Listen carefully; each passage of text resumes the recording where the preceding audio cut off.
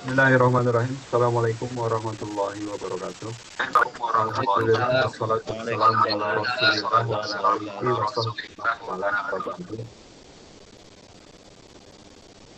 Mari kita sama-sama memanjatkan puji syukur kehadirat Allah Subhanahu wa taala atas segala nikmat yang kita rasakan.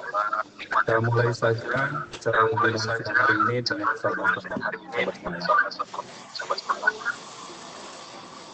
Untuk selanjutnya saya mohon kepada Adil untuk memandu jalan yang benar. Ada Pak Adil dipersilakan. Bismillahirrahmanirrahim. Assalamualaikum warahmatullahi wabarakatuh. Waalaikumsalam warahmatullahi wabarakatuh. Alhamdulillah,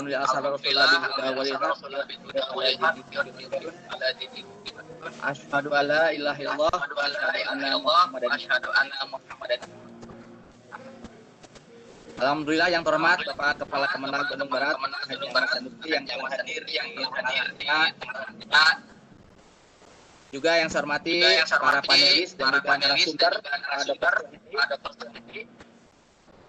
hari ini Jumat 14 Februari mengadakan webinar seri 1 dengan tema kiat menulis artikel dan buku. Baiklah, untuk acara pembukaan dan support pimpinan masing-masing, kepada yang terhormat Bapak Haji Ahmad Sanukri sebagai Kepala Kemenag memberikan sambutan sekaligus membuka. Kepada Pak Haji, mangga dipersilakan Pak. Monggo Pak.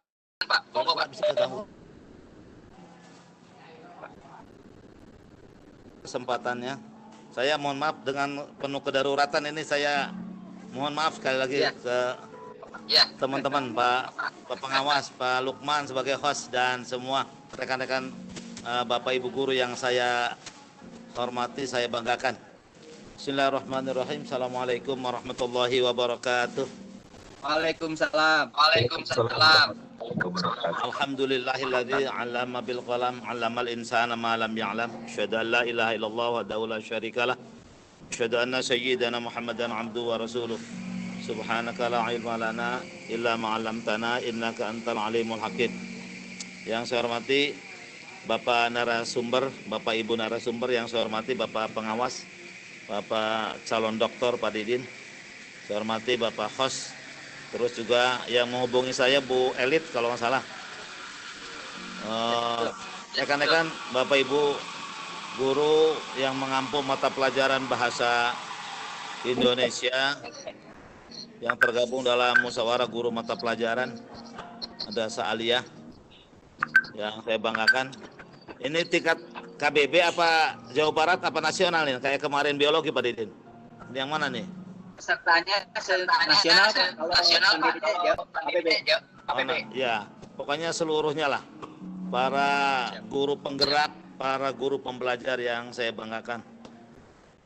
Pertama, saya mengapresiasi langkah yang digagas dilaksanakan oleh teman-teman Dewan Guru yang tergabung dalam MGMP ini terkait dengan terus untuk terus melakukan upaya peningkatan kualitas mutu pendidikan di kita. Upaya kualitas peningkatan mutu pendidikan itu diawali atau didasari dari peningkatan mutu tenaga pendidik.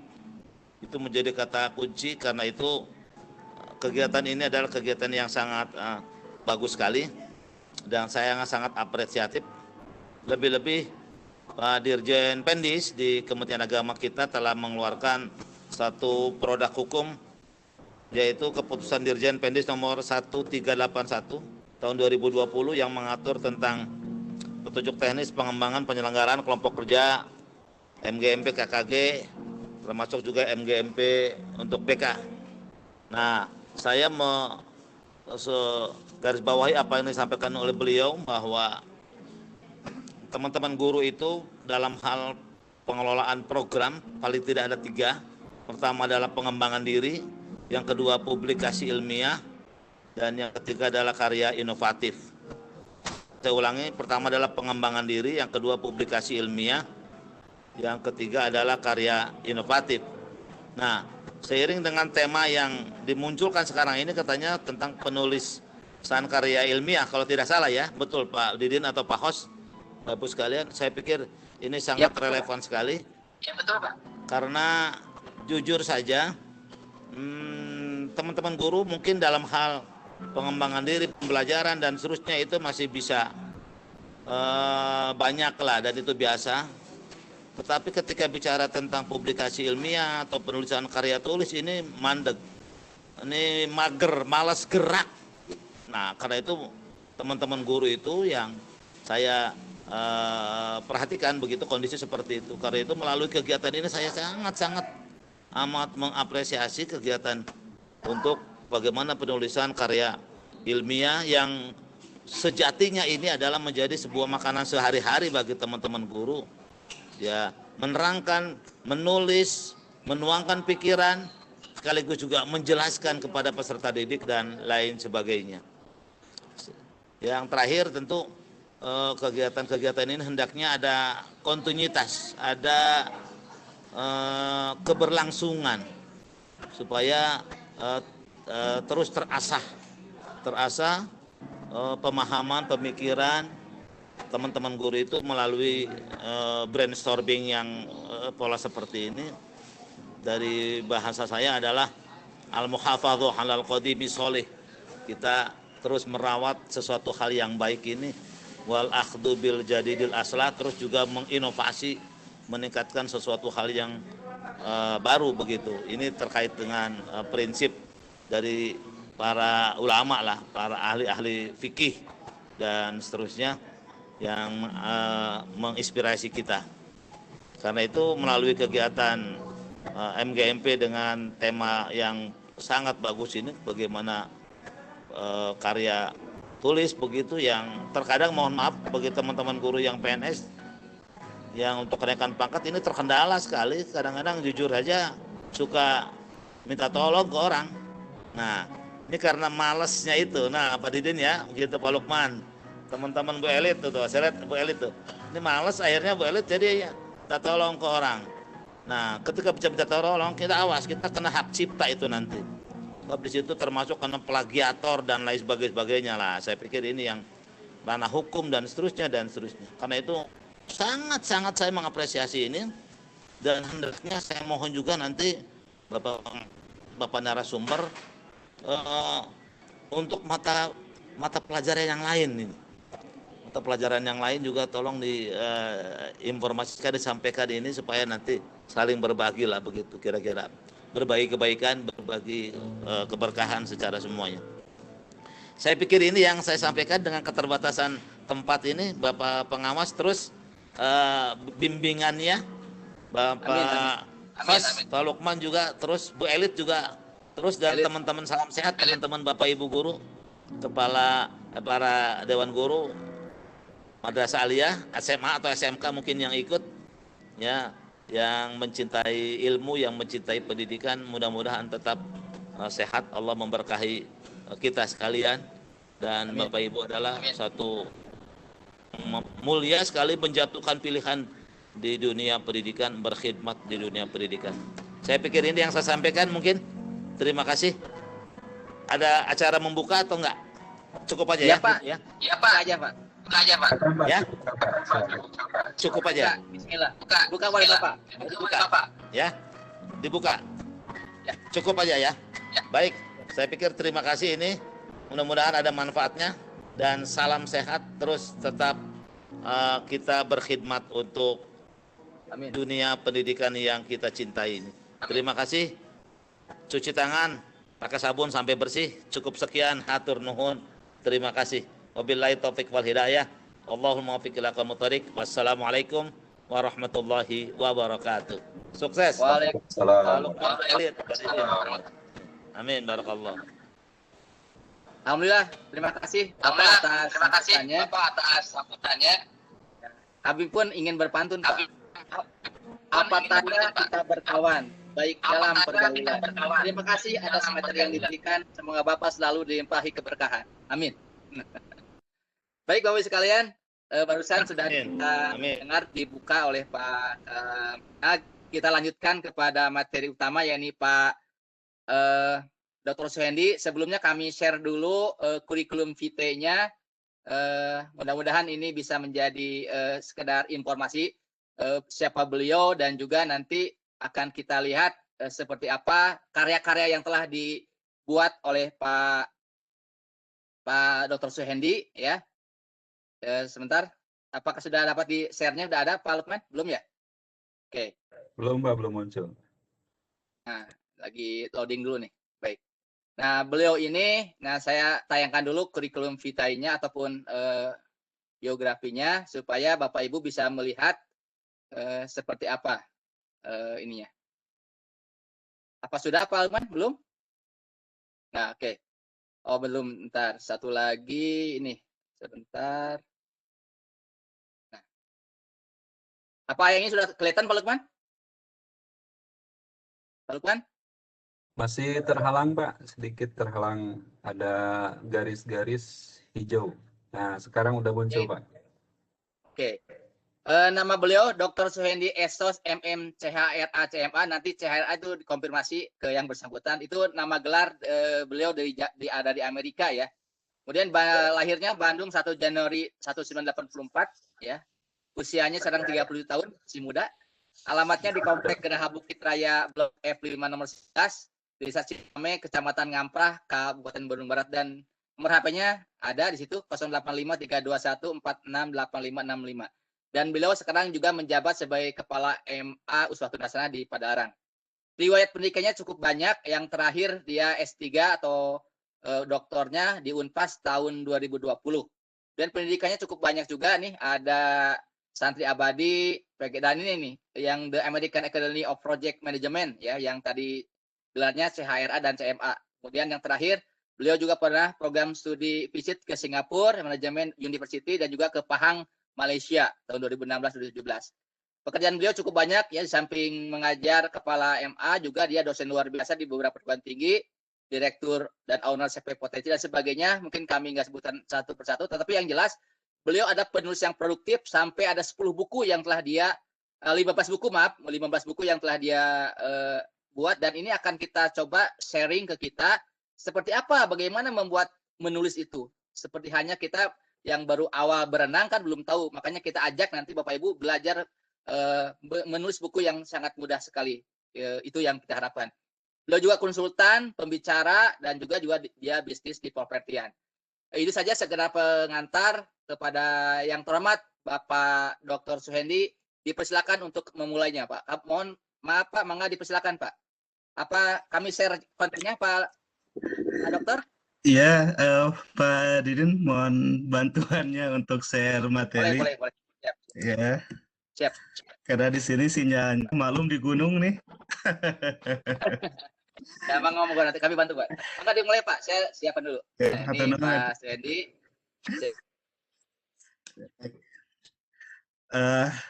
Assalamualaikum warahmatullahi wabarakatuh. Waalaikumsalam warahmatullahi wabarakatuh. Alhamdulillah nahmaduhu wa nasta'inuhu wa nastaghfiruh wa na'udzu billahi min syururi anfusina wa min sayyiati a'malina may yahdihillahu fala mudhillalah wa may yudhlil fala hadiyalah. Asyhadu an la ilaha illallah wa asyhadu anna Muhammadar Rasulullah.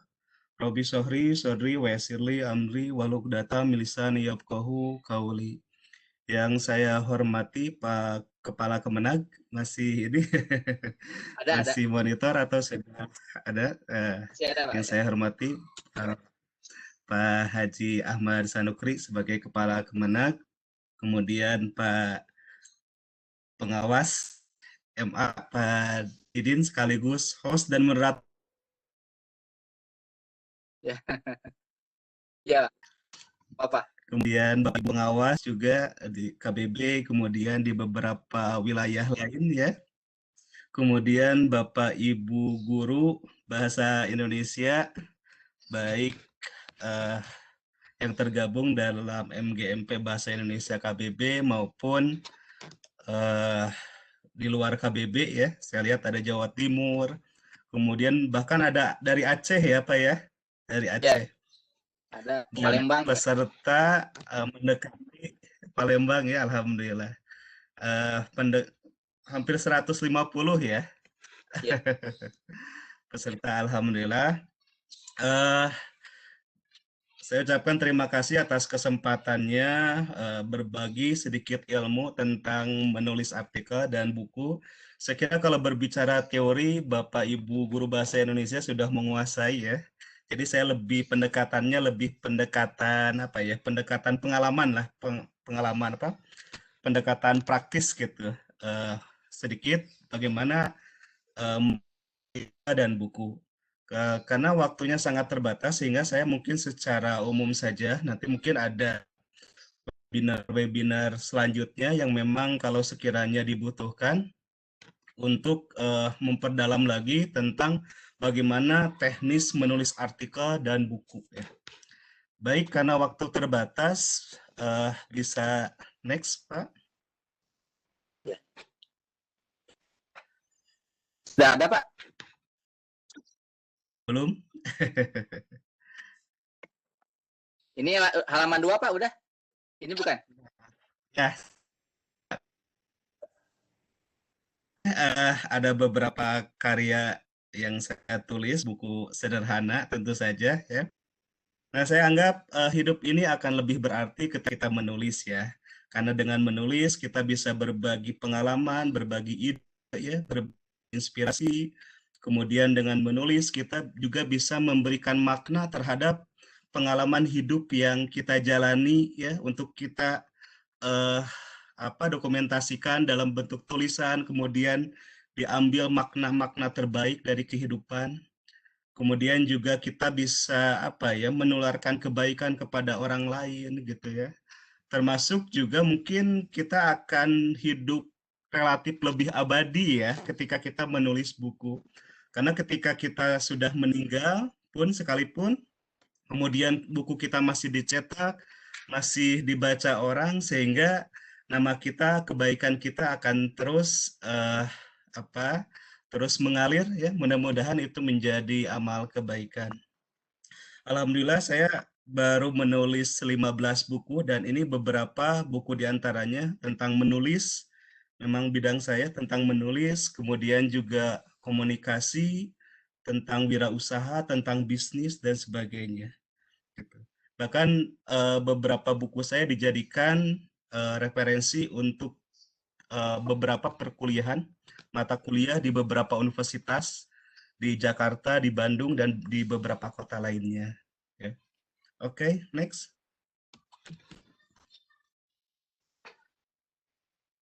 Sudah, Pak.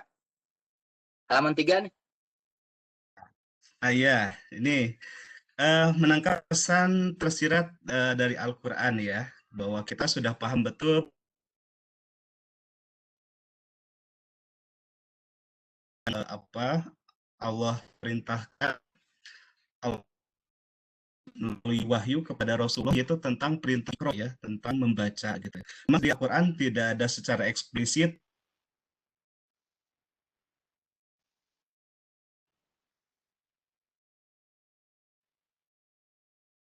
membaca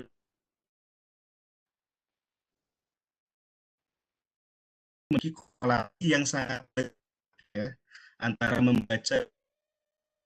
Kalau buat saya mah mungkin lebih baik kalau makan, dan membaca itu adalah makannya dan BAB itu adalah menulisnya gitu. Soal baik membaca ya. Nah ini kemudian next Ya, halaman 3. ya.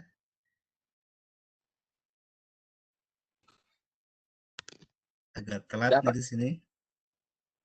Iya. Oh, sinyal. Ini juga ternyata menulis itu bagian tradisi ulama ya. Ulama-ulama besar senantiasa menjadi penulis besar. Misalnya ada ahli tafsir ya, Ibnu Katsir gitu ya. Kemudian ada Imam Bukhari, Imam Muslim, Imam Malik ya, dan masih banyak lagi ulama-ulama yang memang keilmuannya itu senantiasa terjaga, kemudian sampai sekarang tetap dikenang karena memang salah satunya melalui tulisan-tulisannya ya. Kemudian juga kita mengenal ada Imam Al-Ghazali ya, salah satu ulama yang sangat produktif menulis ya. Kita sudah mengenal kitab-kitabnya seperti Ihya Ulumuddin ya, dan kitab Ihya Ulumuddin ini kan ditulis pada abad ke-12 ya. Dan sampai sekarang kita masih bisa menikmati uh, kitab ini gitu ya. Dan juga dilanjutkan dengan ulama-ulama zaman kekinian ya, zaman sekarang. Kemudian ada misalnya ada Imam Nawawi ya,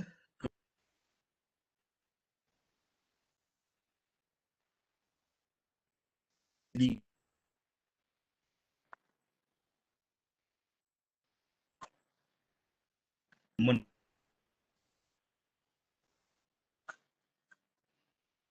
versi manus gitu. Ingat bahwa buku yang kurang sampai sekarang bukunya terus-terusan dipelajari sehingga kebaikan-kebaikan yang beliau lakukan insya Allah akan terus mengalir ya, karena buku-bukunya terus dari menjadikan referensi utama ya. Nah ini bagaimana menulis ini adalah bagian dari orang-orang hebat gitu. Ulama-ulama besar tidak bisa lepas dari kegiatan menulis. Untuk saat ini juga kalau rekan-rekan perhatikan tokoh-tokoh nasional juga ya, rata-rata mereka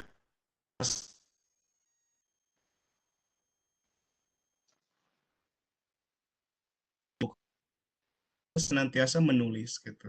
Kelas Pak Jokowi juga menulis ya, Pak Anies Baswedan juga menulis gitu ya.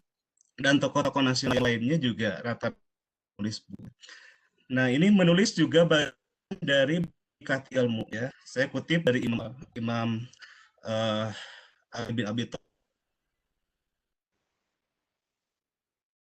ilmu ya.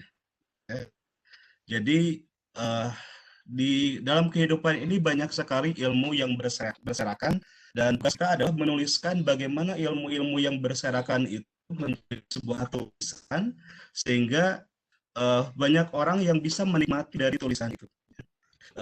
Jadi ilmu itu tidak akan maksimal ternikmati kemudian tersebar luas ketika ilmu itu tidak dituliskan. Dan salah satu mengikat ilmu itu adalah dengan menuliskannya.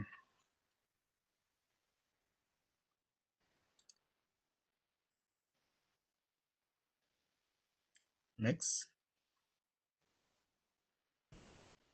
Nah, menulis juga menjadi sarana dakwah ya. Apalagi di tengah perkembangan teknologi komunikasi saat ini, di mana ketika kita menulis artikel misalnya bisa tersebar kemana-mana ya, dengan mudah orang meng-share tulisan kita sehingga kebaikan-kebaikan itu akan lebih mudah tersebar luas ya.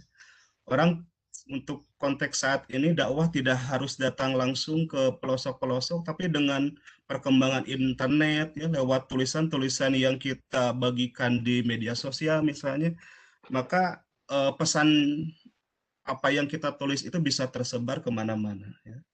Termasuk juga tulisan artikel di koran misalnya, buku juga bisa tersebar luas ya, di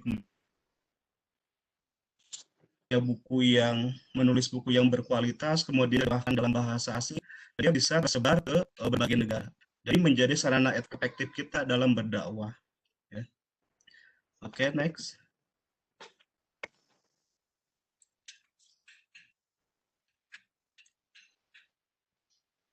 Nah, kalau tadi memang sebetulnya saya agak minder ketika bicara menulis dari aspek agama, karena yang saya hadapi juga mungkin alumni pesantren gitu ya, dan sekarang juga aktif di madrasah. Aspek dari secara finansial ya, bagaimana manfaat secara finansial gitu ya. Dan ini saya kira topik yang sangat menarik terutama untuk kalangan ibu-ibu, karena hasil penelitian saya ternyata 8%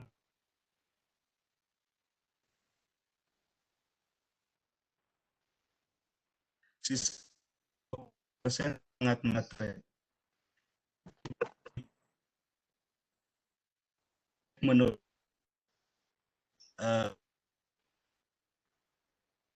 menarik, menunjukkan bahwa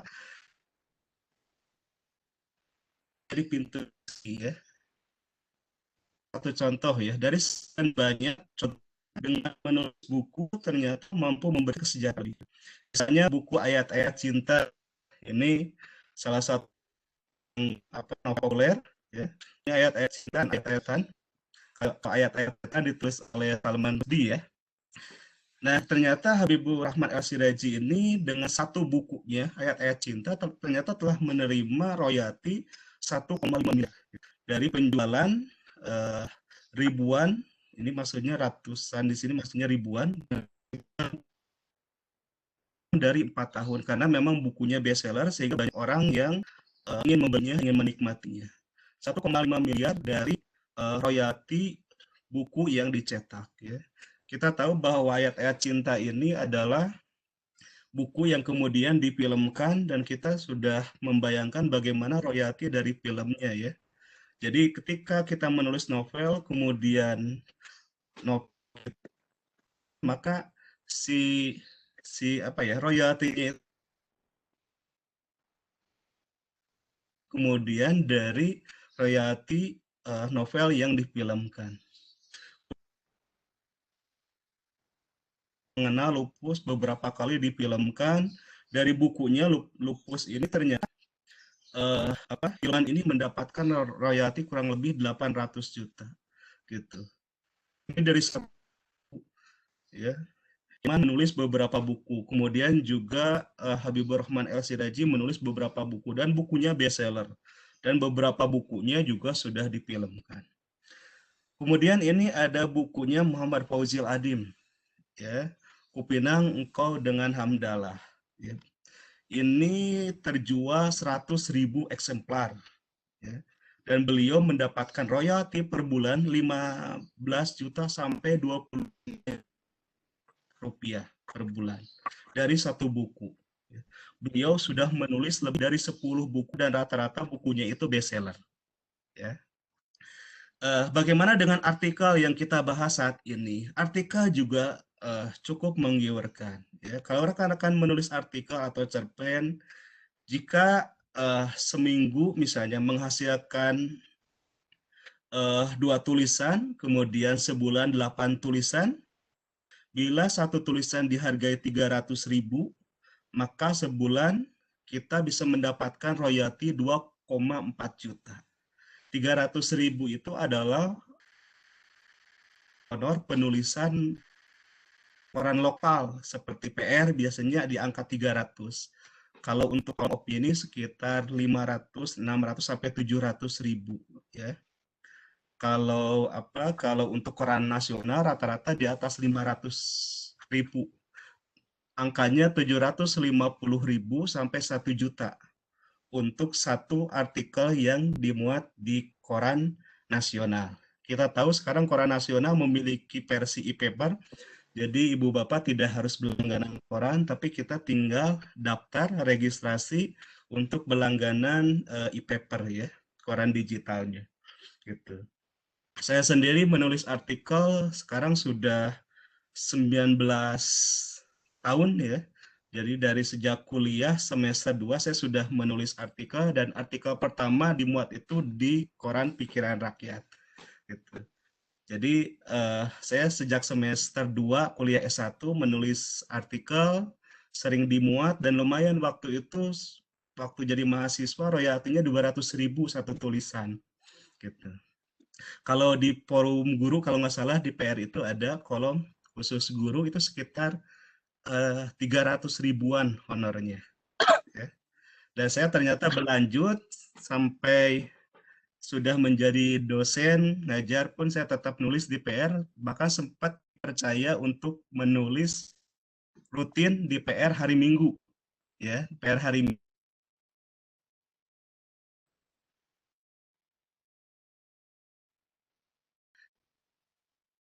Saya ngisi di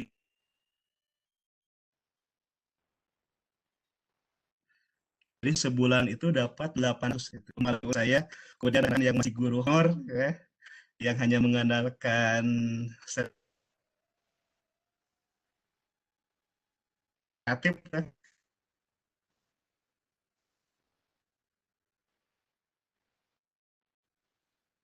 alhamdulillah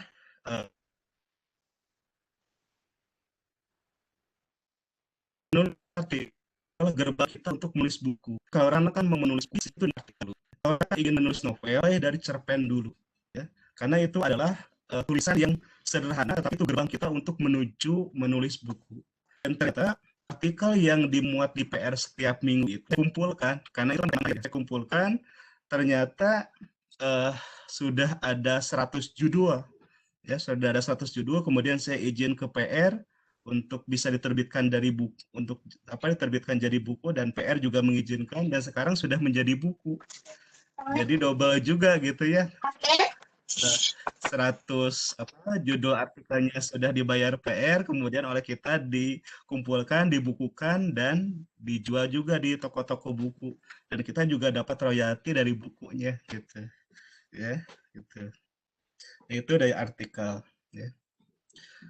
Kemudian Muhammad Adi menulis katanya dapat menjadi profesi yang memberikan standar kesejahteraan lebih. Dengan catatan harus total dan profesional. Memang harus total dan profesional.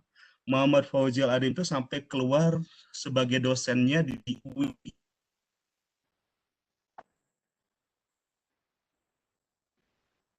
Dan juga menjadi pembicara di berbagai tempat.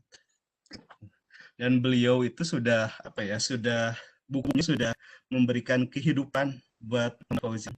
Kata beliau harus total dan profesional. Dalam artian, jika seseorang bisa menulis sesuatu yang penting dan bermanfaat, serta dikemas dengan bahasa yang cair, renyah, dan mudah diterima masyarakat luas, maka peluang untuk mendapatkan royalti besar bukanlah hal yang tak mungkin, katanya.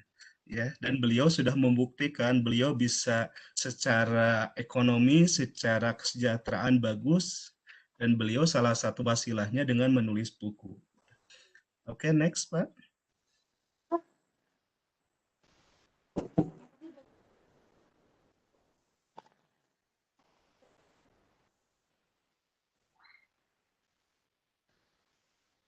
Sudah, Pak. Nah, juga Robert Kiyosaki, dia mengatakan bahwa katanya orang kaya itu tidak diukur dari seberapa besar aktif income. Ibu bapak sebut pasif income. Aktif income adalah kita mendapatkan bayaran berdasarkan pekerjaan yang kita lakukan. Jadi kalau kita mendapatkan uang dari pekerjaan yang kita lakukan, sebesar apapun itu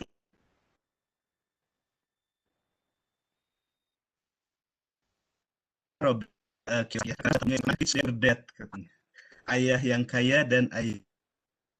Kata beliau seperti itu. Orang kaya tidak diukur dari seberapa besar aktif income. Orang disebut kaya apa aktif income-nya lebih besar daripada biaya hidup.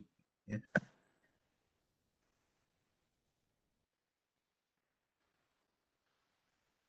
Kita mendapatkan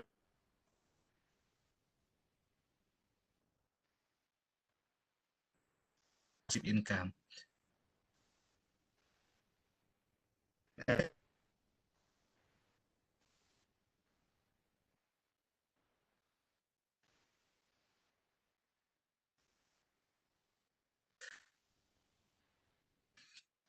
Nanti pensiun sudah ada penghasilan ya, tapi yang pensiun menulis buku gitu ya. Dan menulisnya sekali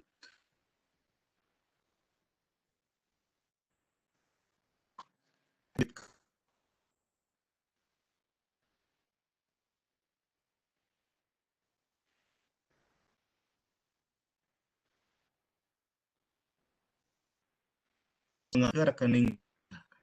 Itu yang menarik. Jadi yang menulis buku itu ya, buku itu buku intelektual yang bisa kita daftarkan, kemudian kita mendapatkan gitu ya. Selama karya kita tadi Pak Kepala Kemenag mengatakan hati-hati terhadap plagiat ya. Karena dengan perkembangan internet ini menggoda kita untuk begitu mudah copy paste. Tapi di sisi lain memang sekarang kan seiring perkembangan juga banyak software untuk mendeteksi bahwa kita itu berapa persen ya, gitu. Dan penerbit buku sekarang memiliki software di mana karya kita yang masuk itu pasti akan diperiksa dulu tingkat plagiasinya. Gitu. Masih ditoleransi itu sekitar 20%. maksimal 20%. Gitu. Ya, kita mah target 100% karya kita memang tanpa plagiat. Ya. Jadi sekali lagi dengan menulis buku, menulis sekali tetapi penghasilannya terus mengalir kepada kita. Dan mungkin kalau kita meninggal, royalti itu akan diwariskan kepada anak cucu kita. Ya.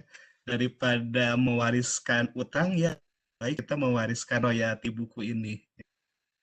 Kemudian saya kutip dari Penbaker, dia mengatakan bahwa dengan menulis katanya, terutama menulis hal-hal negatif, biasanya anak-anak remaja dulu ya rajin menulis diary, terutama pengalaman-pengalaman negatif. Ya. Ternyata menurut Penbaker itu adalah bisa melepaskan emosional, membangkitkan rasa puas dan lega. Makanya saya sering mengatakan ke mahasiswa, ketika Anda punya masalah, maka Anda tuliskan. Daripada Anda sembarangan dan menjadi rahasia umum, lebih baik tuliskan. Dengan menuliskannya, maka ada emosi yang begitu lega ya. Saja dituliskan di laptop atau di secari kertas ya, bukan di media sosial. Dan hanya kita yang membacanya. Minimal efeknya kita akan lega ketika kita menuliskan permasalahan kita. Gitu. Kemudian masih menurut Penbaker, orang-orang yang menuliskan pikiran dan perasaan terdalam mereka tentang pengalaman traumatis menunjukkan kekebalan tubuh dibandingkan dengan orang-orang yang menuliskan masalah remeh-temeh gitu. Jadi ketika kita menulis berbagai persoalan, kemudian kita itu akan memberikan efek lega, akan efek plong, kemudian biasanya nanti ada timbul solusi-solusi gitu. Kalau di barat banyak buku-buku bestseller itu awalnya adalah buku diary yang kemudian menjadi buku meskipun orangnya sudah meninggal, buku diary itu diterbitkan dan ternyata bukunya bestseller gitu. Kalau saya pribadi sih saya banyak menulis mengenai pengalaman-pengalaman hidup ya. Ada persoalan apa, kemudian itu menjadi ide saya untuk menulis. Permasalahannya apa, kemudian saya berikan solusi dan itu ternyata bisa dibukukan.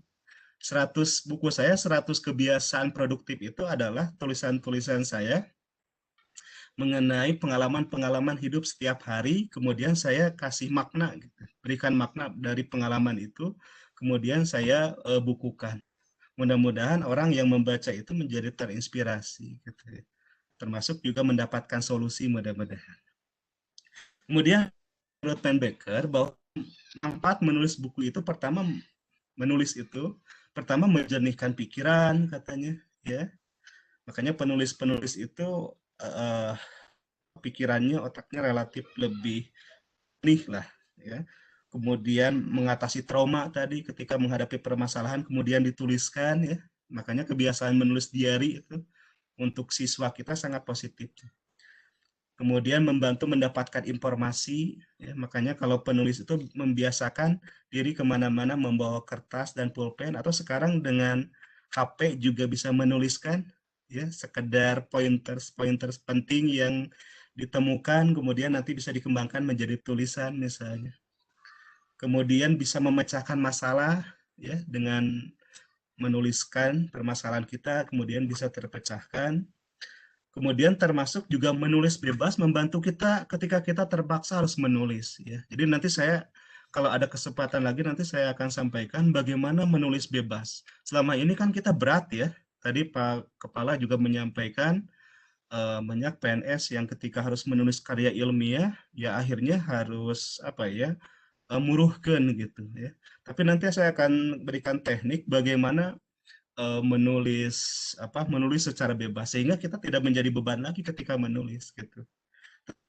Karena kan kalau tahu ilmunya sebetulnya banyak hal yang bisa kita tulis.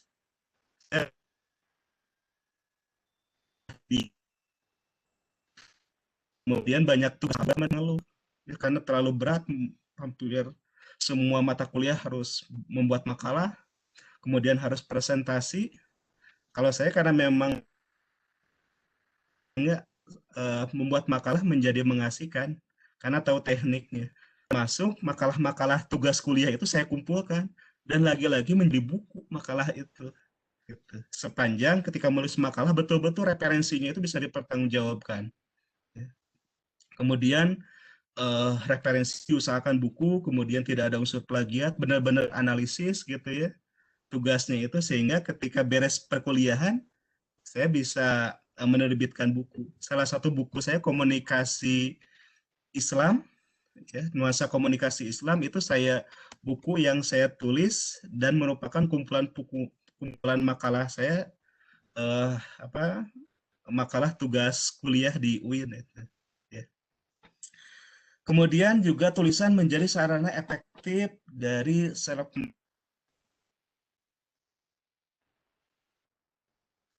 kita.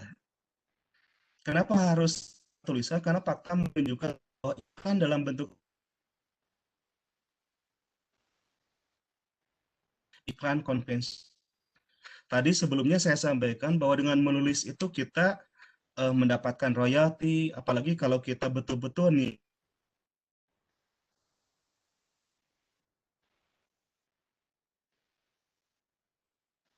kebaikan.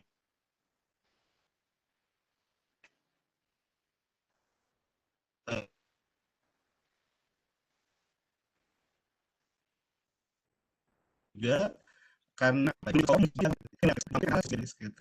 ya. Dan dengan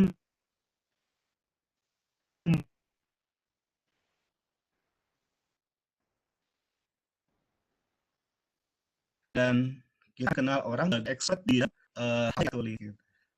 Pengalaman saya karena nulis buku, ternyata kita mendapatkan kemudahan akses untuk menjadi dosen di beberapa universitas misalnya. Kemudian juga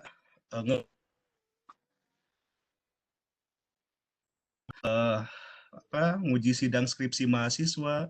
Kemudian kita juga diminta menjadi menjadi konsultan karena kita dianggap expert di bidang itu. Nah, itu efek dari menulis buku gitu. Ya.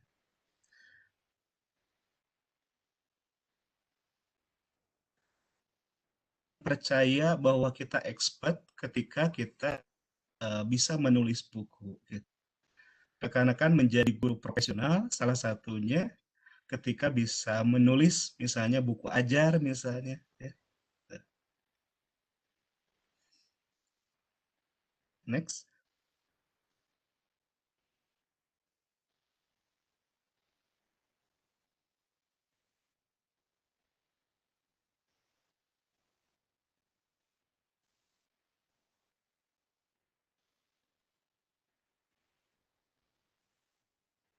Selanjutnya. Sudah Pak, bisa dakwah.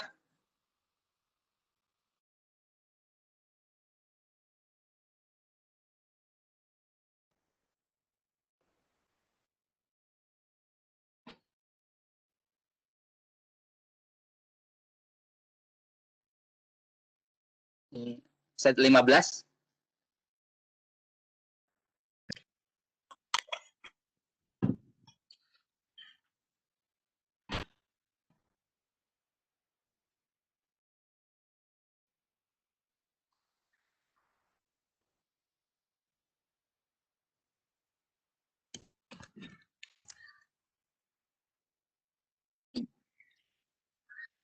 Ya, di saya masih ini Pak, slide lama, belum berubah.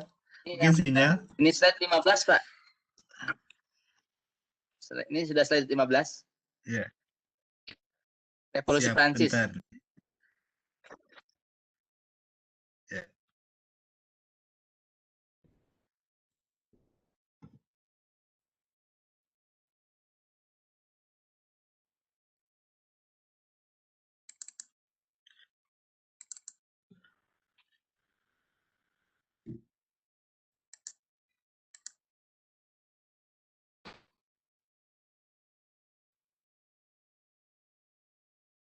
Nah, ternyata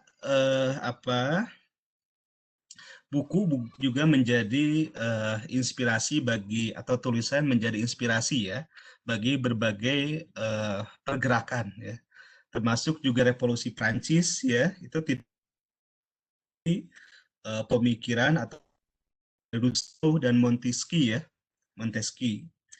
Kemudian juga revolusi dan perjuangan kaum komunis ya juga tidak bisa lepas dari tulisan-tulisannya Karl Marx dan Engels. Nah, ini bagaimana tulisan-tulisan itu mampu menginspirasi sebuah pergerakan gitu. Termasuk juga konteks di Indonesia. Next, Pak. Ya. Bagaimana tulisan-tulisan Pak Soekarno, ya, kemudian juga tulisan Muhammad Hatta, Tan Malaka, Natsir, ya, itu mampu menginspirasi dari gerakan kemerdekaan menuju kemerdekaan. Jadi lewat tulisan-tulisan itu mampu menginspirasi dari berbagai pergerakan, ya, termasuk juga di Tiongkok, ya, karya Sun Yat-sen itu mampu menginspirasi orang untuk melakukan pergerakan, termasuk juga kita mengenal Adolf Hitler, ya, bagaimana buku Mein Kampf itu mampu untuk melakukan revolusi, ya.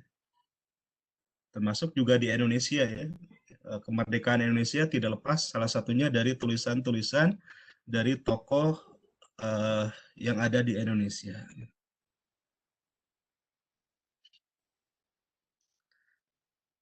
Ada lagi? Next, Pak. Sudah, Pak. 17 nih, halaman 17. Nah, oke. Apa itu artikel? Ya, saya sedikit teori tentang artikel, ya. Jadi artikel itu sebuah tulisan, ya, yang biasanya berisi opini atau pendapat kita mengenai sebuah isu aktual, ya. Kemudian ditulis dengan singkat, jelas, dan sederhana. Itulah yang membedakan artikel ilmiah populer dengan artikel ilmiah murni, ya. Jadi yang saya maksud adalah artikel populer, ilmiah populer, yaitu sebuah artikel yang biasanya dimuat di koran misalnya, majalah, kemudian juga berbagai situs, ya. Biasanya ditulis dengan singkat, padat, dan biasanya ciri khas dari artikel itu adalah mengupas mengenai isu-isu aktual. Itu kemudian seiring dengan perkembangan teknologi, ternyata banyak lahan-lahan kita untuk menulis, ya. Banyak website yang membutuhkan penulis untuk konten website mereka. Apalagi rekan-rekan yang memiliki kemampuan bahasa Inggris yang bagus, banyak tuh website-website yang membutuhkan artikel berbahasa Inggris, dan itu honornya dalam bentuk dolar, ya. Rekan-rekan misalnya bisa berlangganan informasi di freelancer kalau nggak salah satunya. Nanti rekan-rekan bisa mendapatkan informasi mengenai peluang-peluang menulis di berbagai situs internet, dan itu kalau berbicara honor dalam bentuk dolar, ya. Gitu. Nah, ini tentang syarat menjadi penulis artikel, ya. Pertama, tekad yang kuat dan tidak sekedar ingin. Saya mengajar mahasiswa di komunikasi, ya. Mungkin mengajar bisa sampai 2 kelas, 3 kelas, ya. Mahasiswa kalau hanya sekedar ingin biasanya tidak menjadi penulis. Tapi mahasiswa yang memiliki tekad yang kuat, nah inilah yang kemudian dia betul-betul menjadi penulis. Sebetulnya jadi penulis tidak membutuhkan bakat, ya. Yang penting terus latihan, kemudian siapkan mental, karena pasti tulisan itu kalau awal-awal pasti sering ditolak. Rekan-rekan ngirim artikel ke koran, misalnya ke majalah atau website, pasti untuk awal-awal ditolak. Termasuk juga ketika memiliki naskah buku, dikirim ke penerbit, pasti banyak penerbit yang menolak. Tapi ketika kita istiqomah, terus-terusan menulis, meskipun ditolak, tapi terus menulis, insya Allah tulisan kita dimuat, gitu ya, terbit jadi buku, nanti juga banyak penerbit yang justru minta kepada kita, minta naskah, ya. Jadi sekali lagi, yang dibutuhkan adalah tekad, ya, tidak sekedar ingin, tekad, terus latihan, terus mencoba, dan terus menulis. Saya punya sebuah ungkapan bahwa menulislah setiap hari maka kita akan menjadi penulis, ya. Jadi menulislah setiap hari apapun itu. Kemudian yang kedua diperlukan ketekunan dan loyalitas, ya. Tekun, kemudian kita terus menulis apapun yang terjadi, insya Allah, gitu ya. Kemudian memiliki kompetensi keilmuan. Jadi rekan-rekan nanti menulis tidak harus topik-topik yang Misalnya kalau rekan-rekan tidak suka dengan politik, tidak usah menulis masalah politik. Rekan-rekan tidak masalah ekonomi, tidak harus menulis masalah ekonomi. Jadi menulislah topik-topik yang memang kita sukai. Ya. Ada mahasiswa saya, mahasiswa ekonomi ditugaskan menulis artikel. Dia bingung menulis apa. Kemudian saya tanya, Anda sukanya apa? Saya suka sepak bola. Silahkan menulis seputar sepak bola. Anda suka musik, tulislah semua topik tulisan, mau olahraga, mau musik, mau politik, pasti ada media yang memang membutuhkan jenis tulisan tersebut. Kemudian yang keempat, pandai dan rajin membaca. Seorang penulis yang baik adalah seorang pembaca yang baik. Jadi diusahakan terus membaca untuk mendapatkan penambahan kosakata, kemudian menambahkan wawasan, termasuk juga belajar bagaimana orang lain menulis. Ya, nanti rekan-rekan akan mengalami gitu ketika membaca buku itu tidak hanya mendapatkan informasi dari isi buku, tetapi juga bisa mempelajari bagaimana orang lain menulis. Kelima, fokus pada rekan-rekan silahkan ilmunya apa, fokus di sana sehingga tulisan kita betul-betul punya spesialisasi di sana. 6, kreatif dan unik. 7, penulis sudah dikenal di kalangan masyarakat intelektual. Ya nanti ke depan ketika tulisan-tulisan kita sudah sering terbit menjadi buku, artikel-artikel kita sering dimuat di berbagai surat kabar misalnya, nanti juga pihak redaktur media mengenal kita dan biasanya kita akan dikontak, dimintai tulisan untuk mereka. Ya.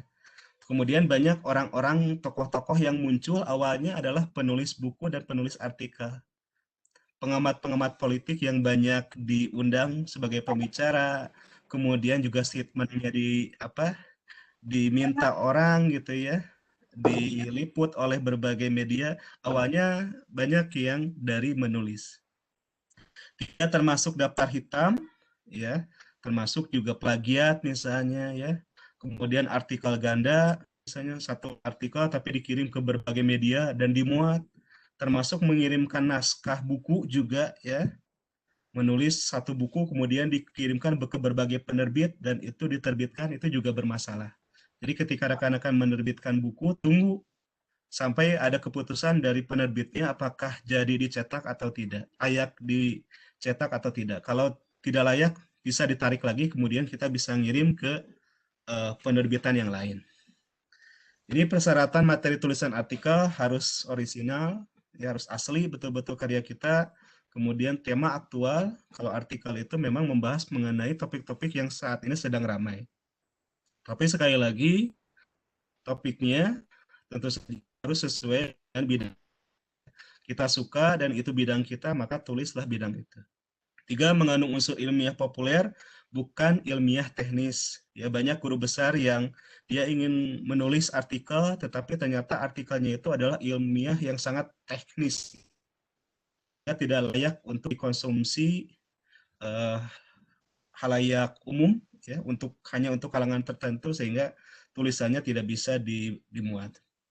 Keempat, memiliki gagasan sendiri, bukan sekedar merangkum gagasan orang lain. Jadi betul-betul gagasan kita mengenai suatu tema atau isu aktual. Memiliki gagasan sentral yang jelas. Kemudian keenam, sebutkan sumber kutipan. Nah ini, plagiat itu ketika kita mengutip tanpa menyebutkan sumbernya. Selama sumbernya itu dikutip, itu tidak termasuk plagiat, ya berapa halaman pun. Tapi ketika tulisan kita terlalu banyak juga mengutip, maka kelihatannya tidak indah gitu tulisan kita. Prof Asep Saiful Mutadi itu di UIN itu sering membawa itu diusahakan sangat minimalis gitu. Diusahakan lebih banyak hasil dari pemikiran kita dalam menulis itu. Kemudian juga yang ketujuh, bukan merupakan promosi suatu produk misalnya ya, unsur bisnis misalnya. Kedelapan, bukan merupakan trial by the press atau trial by the press itu pembunuhan karakter salah satu tokoh itu diakhiri. Oke, next.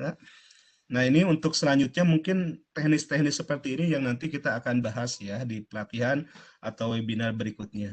Karena ini membutuhkan waktu yang cukup gitu ya. Mencari ide misalnya, sumber-sumber ide dari mana, membuat kerangka kalau memang itu dibutuhkan. Rekan-rekan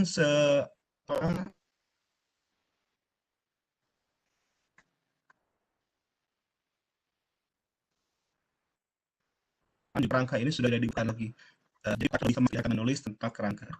Bagaimana menyiapkan referensi, teknik mudah menulis seperti apa, membuat lead, kemudian berbagai masalah yang sering dihadapi dalam menulis gitu ya. Bagaimana mengedit, menyunting ya. Kalau soal tata bahasa di sini guru bahasa Indonesia pas pengetahuannya cukup luas, tapi ya, kemudian kalau artikel maksimal 5 kata, bagaimana dengan 5 kata yang terbatas itu tarik orang membaca selanjutnya. Termasuk juga strategi naskah tulisan, ya itu.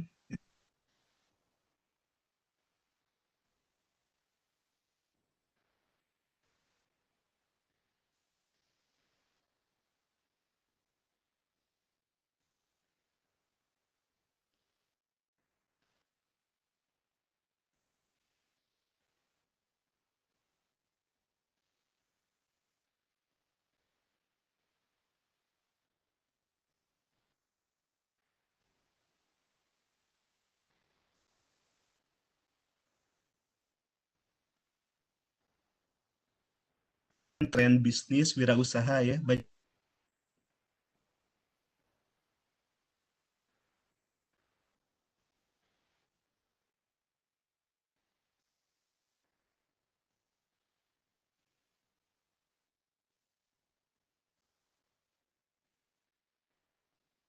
Memang kita harus siap 10%, jadi harga 80.000 ya 8.000.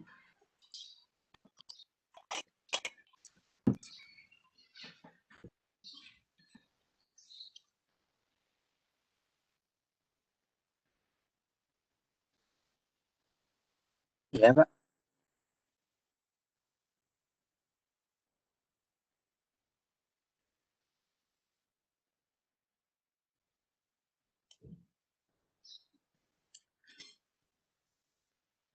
Pak Hendy.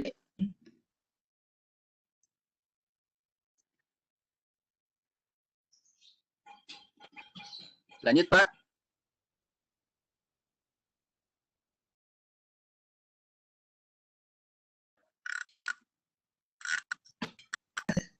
Masih ya, siap. Masih menunggu.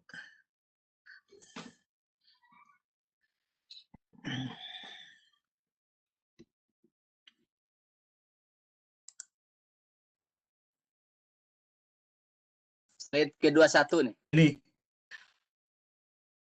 Oke, siap. Menghadapi penolakan. Ini saya kutip dari Prof. Jalal ya, yang beliau meninggal.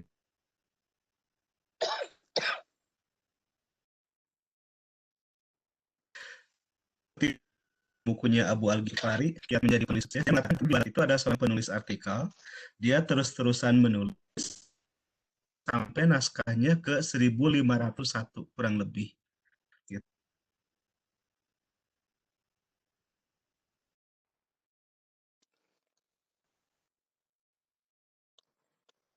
1501 tulisannya di sebuah akhirnya semua tulisan ini lagi kan harus semua tulisannya dimuat. Dan saya sering ke mahasiswa saya, sering mengatakan bahwa semua tulisan pasti akan terbit. Semua tulisan akan terbit. Makanya ketika menulis, simpan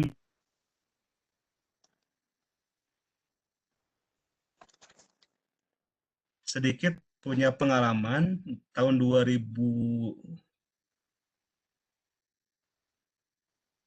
dan banyak tulisan-tulisan saya yang awalnya sering oleh berbagai media dan oleh saya disimpan. Yang di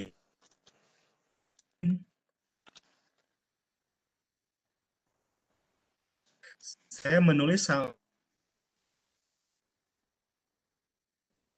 ditolak itu ternyata sudah di, termasuk juga kalau punya naskah, sejak pun naskah itu simpan baik-baik ya. Jika khawatir yang lain, ketika naskah kita ditolak karena kualitas tulisan kita jelek, mungkin saja itu dengan selera dari si redaktur penerbitan tersebut ya. Jadi kadang-kadang ketika kemudian buku berbagai media, rekan-rekan edit lagi, perbaiki dan coba kirim gitu. Saya pastikan semua tulisan pasti dimuat. Apakah dalam bentuk artikel, cepeku itu pasti dimuat. Sepanjang si tulisan itu disimpan baik-baik, kemudian kita harus lihat kualitasnya. Makanya hargai sejelek apapun tulisan kita. Karena saya sudah membuktikan 100% tulisan artikel saya dimuat, kemudian 100%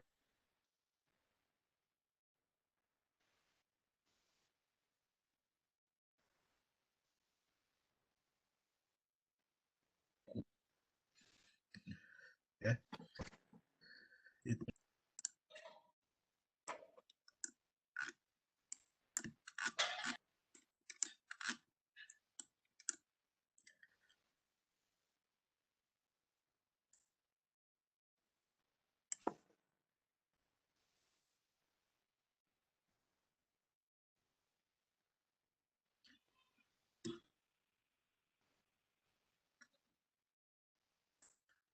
Dan ternyata banyak karya-karya baik artikel atau buku yang ditolak oleh akhirnya terbit juga dan menjadi buku bestseller.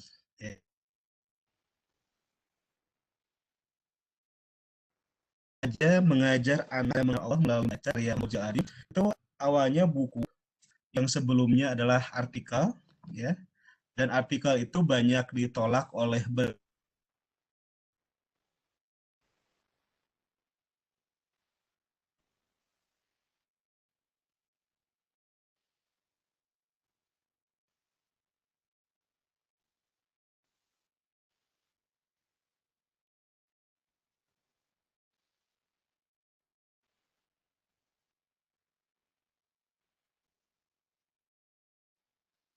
Muhammad Moja Arif.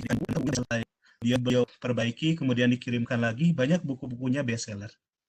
Kita tahu J.K. Rowling, Harry Potter itu banyak ditolak oleh berbagai penerbit ya, Harry Potter itu. Dan ada satu penerbit yang bersedia menerbitkan bukunya Harry Potter. Itu pun si penerbitnya agak sanksi ketika akan menerbitkan apakah buku ini akan laku di pasaran atau tidak gitu. Tapi si penerbit mau mencoba menerbitkan, ternyata bukunya bukan lagi bestseller, tapi internasional bestseller. Dan J.K. Rowling, penulis Harry Potter itu adalah orang terkaya di Inggris kedua setelah Ratu Elizabeth karena menulis buku Harry Potter. Gitu. Dan sekali lagi bahwa Harry Potter awalnya adalah karya yang ditolak oleh berbagai penerbit buku.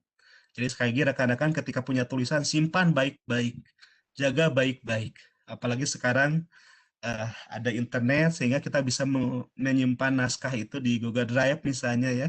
Kalau prestis takut virus atau laptop hilang misalnya, dan itu bisa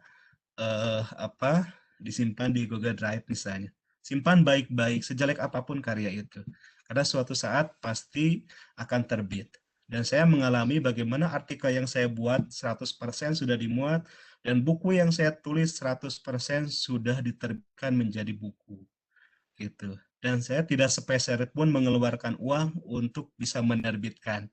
Sekarang kan banyak penerbit-penerbit yang mau menerbitkan naskah kita ketika kita membayar uang, membayar biaya percetakan, kemudian mereka terbitkan. Saya nggak menulis buku kemudian saya mengeluarkan uang untuk diterbitkan, tidak. Tetapi penerbit mengeluarkan biaya untuk dicetak, kemudian mereka juga menjual ke berbagai toko buku, gitu. Ya, baik toko buku yang offline atau toko buku online. Gitu. Itu rekan-rekan. Next, Pak. Ya, 23 nih. Siap, 23.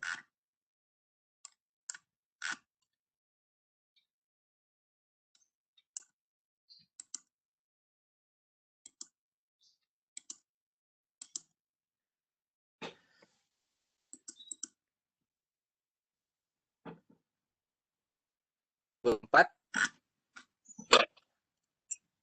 Siap, di sini agak error nih. Ya, sinyal internet. Ya.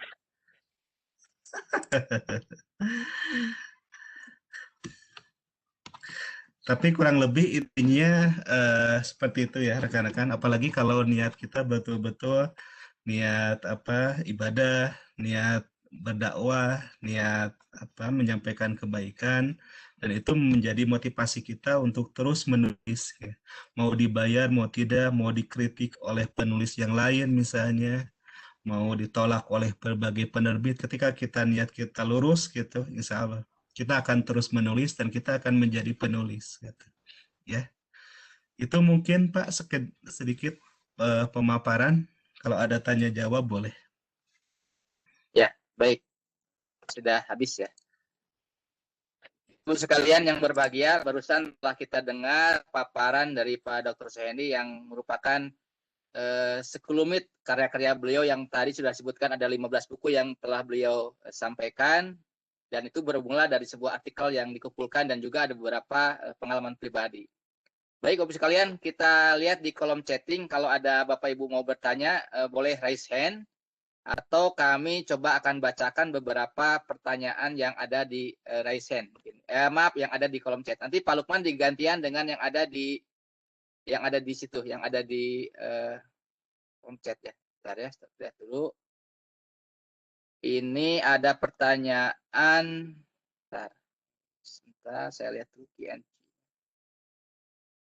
Nah, ini dari Diahman. Assalamualaikum, mau bertanya, menulis dengan mengutip tulisan orang lain, bolehkah menyimpulkan tulisannya atau harus mengcopy lengkap? Itu pertanyaan dari Pak Rahman, Diahman. Mengapa? Ya, kalau teknis mengutip, rekan-rekan bisa bisa browsing atau baca bukunya, teknis cara mengutip itu seperti apa, gitu ya. Tapi kalau mengutip memang harus 100% berdasarkan apa yang kita kutip ya. Kalau hasil benturan antara tulisan orang dengan pemikiran kita, nah itu bisa diklaim sebagai hasil pemikiran kita, tulisan kita. Saya punya kebiasaan kalau nulis buku itu kadang bikin coretan-coretan di buku itu sebagai hasil benturan pemikiran saya dengan tulisan si buku, dan kemudian ternyata hasil benturan-benturan itu lagi-lagi saya bukukan menjadi buku gitu. Kalau rekan-rekan baca bukunya Pak Hernowo ya, Mengikat Makna, itu juga hasil dari beliau memaknai berbagai bacaan. Beliau bikin catatan dari memaknai ya, bacaan-bacaan yang dibaca, dinikmati, kemudian dibikin tulisan-tulisan, tapi tidak mengutip ya. Kalau mengutip harus menyebutkan penulisnya, sumbernya. Tapi kalau sekedar ada ide-ide kita, kemudian kita bukukan bisa. Yang jelas kalau ngambil pernyataan orang lain itu harus disebutkan. Itu aja kata kuncinya. Teknis mengutip itu bisa browsing. Ada berbagai cara. Dengan menyebutkan nama si penulis, kemudian halaman, kalau buku, kemudian tahun, nama penulis, tahun, halaman, itu sudah termasuk cara mengutip. Ada juga dengan footnote, catatan kaki. Rekan-rekan lah guru bahasa Indonesia, saya kira sudah paham bagaimana cara mengutip. Tapi yang jelas kalau mengutip pernyataan orang lain wajib disebutkan sumbernya, gitu. Ya. Oke. Baik, terima kasih Pak Dokter. Pak Lukman mungkin ada yang raise hand di panelis ataupun yang di bawah. Monggo Pak Lukman dibuka mic-nya. Ada nggak? Silakan.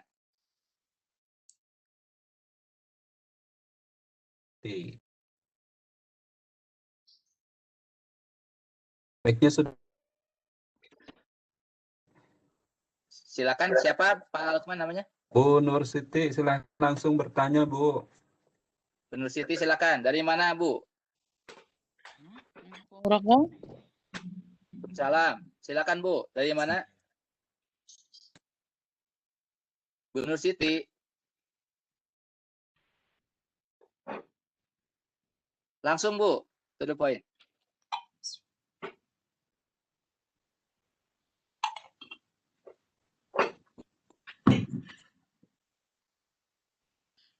Ini di room chat juga ada pertanyaan, Pak.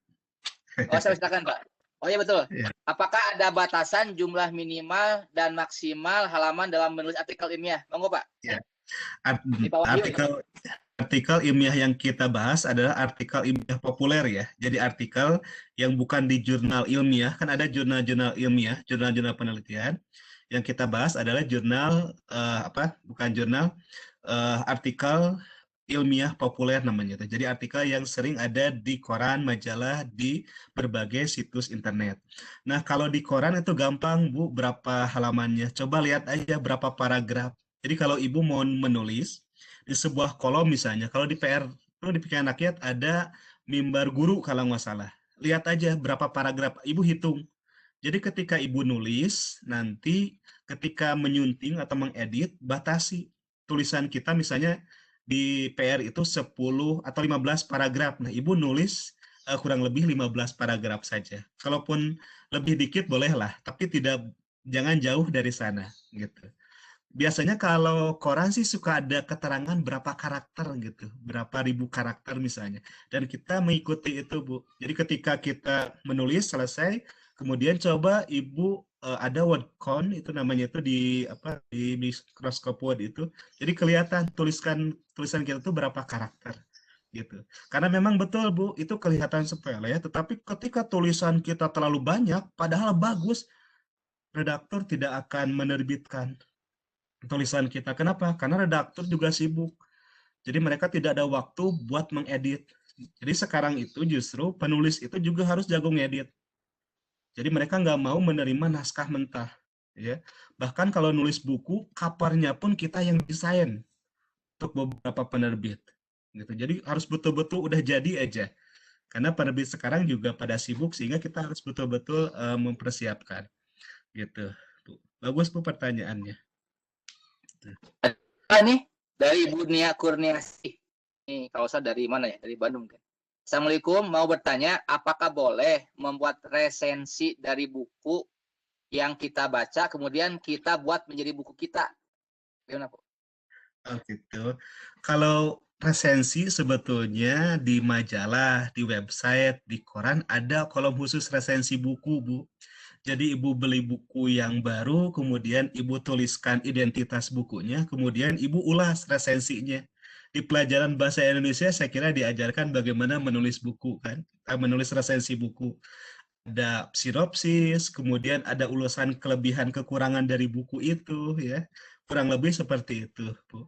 Tapi yang jelas kalau kita bikin buku kemudian mengutip dari sumber yang lain, buku yang lain, yaitu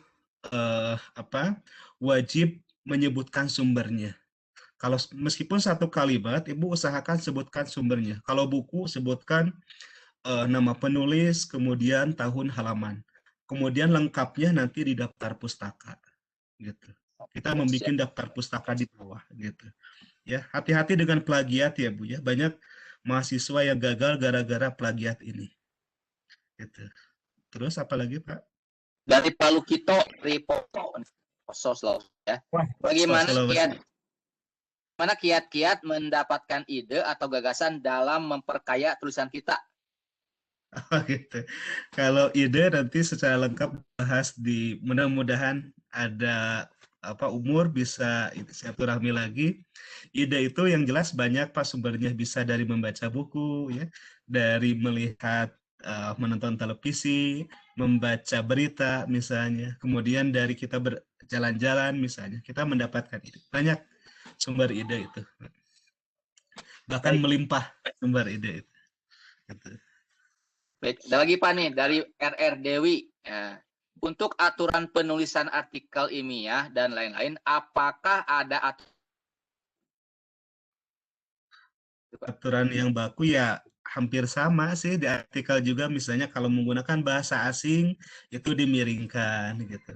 Kemudian setelah titik itu juga harus ada spasi ya gitu. Kemudian penempatan tanda baca itu betul-betul harus harus betul-betul diterapkan.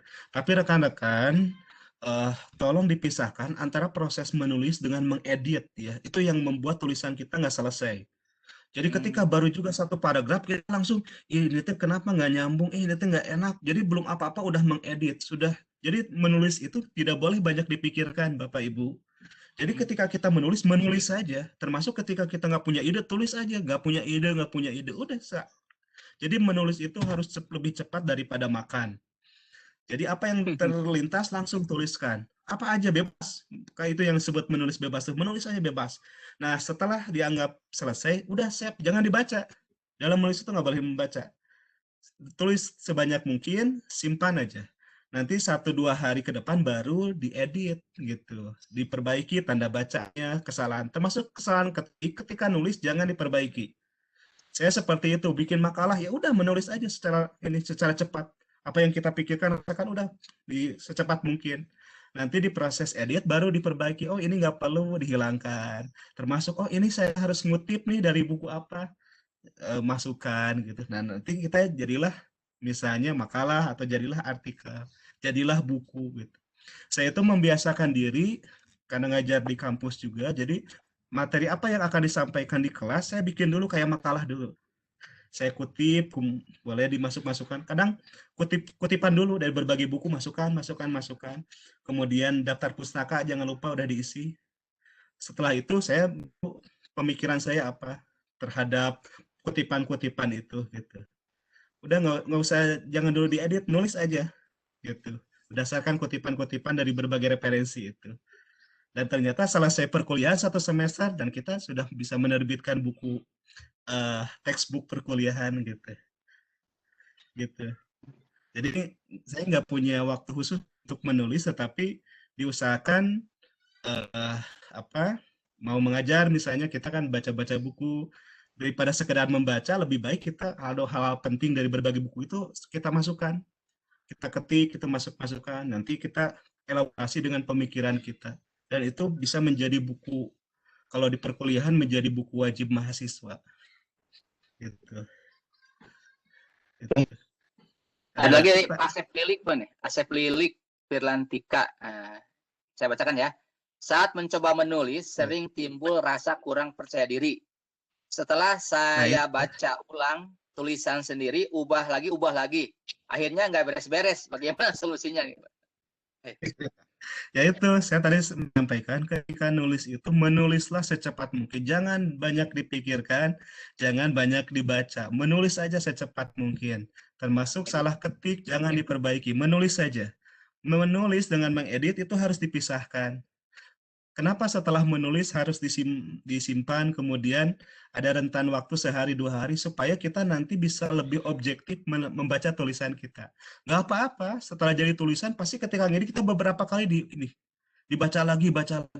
Sekelas Gus Dur saja ketika menulis artikel itu bisa sampai 6 kali dibaca. Sekelas Gus Dur. Ketika beliau sebelum jadi presiden, beliau sangat produktif menulis meskipun yang mengetik itu kan stafnya ya. Tapi beliau suruh stafnya untuk membaca berulang-ulang kali. Beliau mendengarkan, terus ini yang harus diperbaiki, dibaca lagi. Itu sekelas Gus Dur, apalagi kita gitu ya, orang biasa. Jadi harus betul diedit, itulah di proses pengeditan itu memang harus betul-betul dibaca lagi. Apalagi ada unsur saran itu harus betul-betul dihilangkan, dibersihkan. Gitu. Okay. Itu Pak, mudah-mudahan tidak puas. Ada lagi nih Pak nih dari Pak Wahyu Pak. Ini izin bertanya. Untuk penulis pemula seperti saya, media koran majalah apa yang bisa menampung tulisan penulis pemula? Nah, Bapak ketika menulis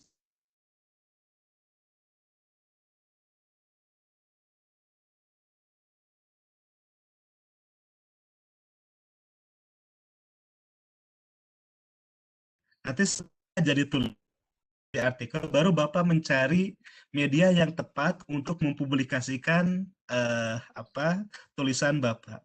Jadi penulis itu harus memiliki idealisme gitu. Jadi jangan sampai belum apa-apa udah mencari media, padahal kita belum punya tulisan. Udah nulis aja Bapak, mau artikel, cerpen gitu ya, mau buku misalnya. Nanti setelah sekiranya jadi, nanti kita baru mencari media apa yang tepat. Kalau artikel yang nuansa Islam kan lebih pas misalnya ke Republika misalnya. Ya, kalau tulisannya memang analisis berat kan bisa ke Kompas. Nah, karakter media ini kita harus pelajari. Gitu. harus pelajari apa sih selera mereka gitu. Sehingga kita bisa mengirimkan naskah dengan tepat ketika kita memiliki naskah gitu. Karena ketika kita tidak bisa membaca media yang tepat, nanti naskah kita malah ditolak gitu. Kan itu lumayan waktu juga ya. Ketika mengirimkan naskah kan sampai sebulan 3 bulan tuh menunggu kepastian dari si penerbitan itu apakah tulisan kita akan dimuat atau tidak. Gitu. Oke. Ada lagi Pak nih dari Bu Neni Tasikmalaya nih. Tadi mendengar mengenal artikel yang ditolak, tapi sudah menjadi buku. Yeah. Nah, itu artikelnya beberapa artikel atau satu artikel, diperluas lagi atau beberapa artikel? Iya. Kalau buku itu Ibu rata-rata di atas 150 halaman lah kalau ingin jadi buku. Jadi kalau artikel Ibu misalnya ternyata dikumpulkan, tentu saja artikel yang satu tema ya, misalnya masalah ekonomi, masalah budaya, masalah agama, Ibu kumpulkan artikel yang tidak dimuat itu, dan ternyata lebih dari 150 halaman, Ibu bisa mengirimkan ke penerbitan buku. Kalau masih kurang dari 150 halaman, berarti Ibu tambahkan saja. Bisa menulis artikel yang baru, atau juga Ibu punya arsip tulisan-tulisan yang memang satu nuansa dengan yang sudah, Ibu nanti satukan, kemudian Ibu bisa mengirimkan ke penerbitan yang tepat. Gitu. Jadi mohon Ibu kalau punya tulisan simpan baik-baik Bu, jangan dibuang. Ya, pasti itu akan diterbitkan. Baik. Di kolom chat sudah habis Pak Dokter. Nih, coba kita lihat yang ada. Pak Lukman ada yang raise hand nggak? Coba, ada yang raise hand nggak? Ini yang di panelis dulu Pak, Bu Anita. Oh, silakan ya. Panelis. Silakan panelis, monggo. Silakan Bu Anita. Silakan Bu, Pak. Saya nggak lihat nih soalnya. Masih ada gitu. Tahu nih Bu Anita nih angkat tangan terus dari tadi. Oh, nggak pegal Bu Anita. Silakan Bu Anita kalau mau nanya atau mau interupsi. Halo Bu Anita, mau nanya atau mau ngasih itu? Yang di bawah aja Pak ya. Silakan Bu, Pak Lukman, saya nggak lihat. Ibu Nahdah. Halo Ibu Ibu Nahdah. Aduh, Bu Nahdah, apa kabar? Silahkan Ibu. Sudah dibuka ya? Sudah dibuka.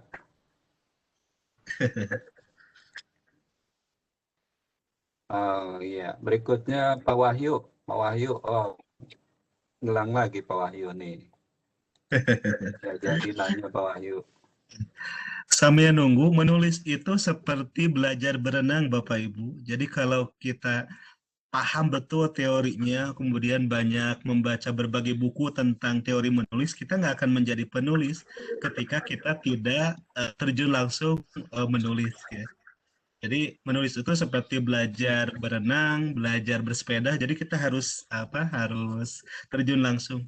Di sini kan mayoritas guru bahasa Indonesia secara teori mah tidak diragukan lagi lah dosa menulis. Tapi yang penulis apa orang nih guru bahasa Indonesia gitu ya. Saya juga sertifikasinya bahasa Indonesia gitu ya. Iya. Baik. Terusan ada lagi yang ini Ibu Nur Siti. Ibu Nur Siti, silakan Ibu Nur Siti. Halo Bu Nur Siti. Mungkin jaringan Pak ya. Jadi iya jaringan. Cuacanya mendung. Coba cari lagi yang lain yang angkat tangan ini, yang raise hand. Ibu Hasnah, silakan Ibu Hasnah. Nggak jadi kayaknya Bu Hasnah. Ini di room chat sudah saya buka. Bu Hasnah mau bertanya langsung ke Pak Dr. Suhendi. Iya. Halo. Kalau ya silakan Ibu. Ya, Pak. Misalkan kami sudah menulis, artinya memiliki strategi di dalam mengajarkan masing-masing kompetensi dasar mata pelajaran. Nggih. Terus apakah hasil dari ringkasan-ringkasan saya ketika kami mengajar dapat dijadikan buku, Pak? Ya. Ya, begitu. Terus kemudian caranya bagaimana? Terima kasih. Ya, Iya. Ibu dari mana Ibu? Bu Hasna ini Oke. dari Jawa Tengah ya? Ya, Pak Kudus. Oh, dari Kudus ya. Ibu mengajar di apa? SMA ya? MA. Bahasa Inggris, Pak. Oh iya ya. Silakan langsung Pak Dokter, silakan dijawab. Ya, Ibu bisa mengumpulkan materi-materi Ibu dalam mengajar ya. Tapi sebelum Ibu mengirimkan ke penerbit tadi jumlah halamannya ya, karena buku itu kalau terlalu tipis juga kurang begitu bagus ya. Jumlah halamannya kemudian diusahakan apa yang Ibu tulis itu memang bermanfaat untuk banyak orang. Penerbit biasanya akan bersedia menerbitkan sebuah naskah buku ketika si buku ini diyakini akan banyak orang yang suka gitu. Jadi Ibu materi Ibu mengajar bisa diterbitkan, Ibu sebelum diterbitkan Ibu baca lagi, dilengkapi lagi datanya mungkin, kemudian kalimatnya diperbagus gitu ya, menggunakan kalimat-kalimat bertenaga seperti itu. Kalau dirasa sudah bagus gitu ya, kemudian orang banyak bisa mengambil banyak manfaat dari buku itu, Ibu bisa mengirimkan ke penerbit buku. Saya juga sama Bu, jadi materi ngajar di kampus misalnya, saya kumpulkan, kemudian saya perbaiki, kemudian saya lengkapi datanya, kemudian saya coba tawarkan ke penerbit gitu. Ya, Ibu bagus tuh. Ibu ngajar membuat materi, silahkan kumpulkan menjadi buku.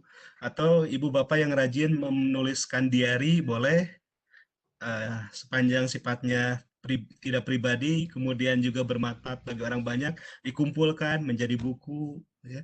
Bapak Ibu pengawas juga mungkin punya pengalaman-pengalaman jadi pengawas. Ya. Coba pengalaman-pengalaman itu tuliskan, kemudian kumpulkan, jadikan sebuah buku. Gitu. Baik materi-materi tentang apa yang disampaikan ke sekolah-sekolah atau juga pengalaman-pengalaman menjadi pengawas suka dukanya mungkin bisa dibukukan ya. Misalnya judulnya catatan hati seorang pengawas bisa gitu ya. Bagus. Gitu. Ya, gitu. Banyak yang bisa Ya, bisa Pak Didin ya. Jeritan hati pengawas. Duka. Atau ikatan cinta pengawas bisa. Betul. Ikatan Bagus idenya. tali. Gitu. Ini di kolom Terus chat ada lagi sekilas ya. Bahasa ya. Iya. Silakan Pak Din. Mau langsung dibaca sama dokter nih. Ya. Silakan. Saya tadi sekilas membaca tentang mood, jadi Ibu Bapak jangan tergantung mood. Justru mood itu yang kita harus kendalikan. Kadang orang nggak mood jadi nggak nulis. Justru kita harus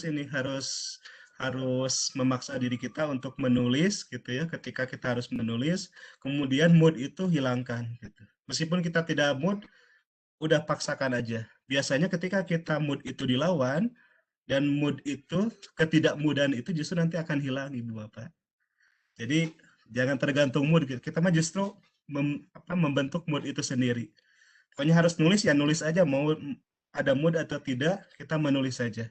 Nanti juga ketika kondisi kita tidak mood tapi kita memaksa diri untuk menulis dan nanti juga kita akan nyaman sendiri gitu. Ya. Jadi menulis itu memang membutuhkan kedisiplinan juga. Tapi intinya setiap hari harus menulis Ibu Bapak. Assalamualaikum Pak, boleh nanya nggak? Waalaikumsalam, ya. Pak Didin izin nanya ya. Monggo. Bu Nenden. Bu, silakan. Ya. Siapa? Ya. Bapak, mohon izin saya bertanya. Perkenalkan, nama saya Nenden Sri Sulastri. Saya bukan guru bahasa Indonesia, tapi saya berbahasa Indonesia, Pak. Alhamdulillah. Sunda. Meskipun saya orang Sunda. Di awal tadi, saya cukup tertarik dengan pernyataan 80% itu perempuan adalah matre. Yang 20% itu lebih Penelitian, Sangat Bu. matang. hasil penelitian. Nah, saya entah di golongan yang mana itu, Pak. Mungkin bisa 80%-nya, mungkin juga terkadang bisa di 20%-nya, Pak. Jadi kadang saya 20%. tidak menentu ada di posisi mana itu saya. Baik, berkaitan dengan itu, Pak. Kalau sekarang kan tulisan itu lebih banyak bukan berupa, kalau dulu kan memang koran itu memang media paling utama yang mungkin bagi Ya, kita betul. sebagai sumber Ya. literasi. Nah, kalau sekarang apa mungkin saya kurang begitu paham. Kan sekarang Ya. itu banyak berita online tuh Pak ya, yang di artikel pun banyak yang bisa kita konsumsi dan dibaca juga gitu. Nah, sebetulnya kalau tadi kan mengingat tadi yang royalti yang Bapak dapatkan untuk satu buah di pojok karir itu ya Pak ya. Ya Ya. subhanallah lah segitu itu sudah alhamdulillah gitu dengan nominal yang seperti itu. Nah, yang saya tanyakan justru sekarang kalau yang di media-media online itu bagaimana Pak? Ya. Honornya Apakah enggak gitu masih ya? sama seperti royaltinya sama seperti yang Bapak sampaikan di awal di pojok tadi? Karena ini bukan berkaitan dengan 80%, 20%, Pak. Saya mau tanya aja sebetulnya, Pak. Tapi bolehlah dikaitkan ke itu juga. Terima kasih, Bapak. Ya, Assalamualaikum. enggak sama-sama Ibu. Waalaikumsalam warahmatullahi wabarakatuh. Saya langsung aja menjawab. Ibu tadi saya sudah menyampaikan bahwa koran sekarang kan memang untuk kertas itu sekarang agak jarang ya orang membeli koran dalam bentuk kertas gitu ya di pinggir jalan atau berlangganan.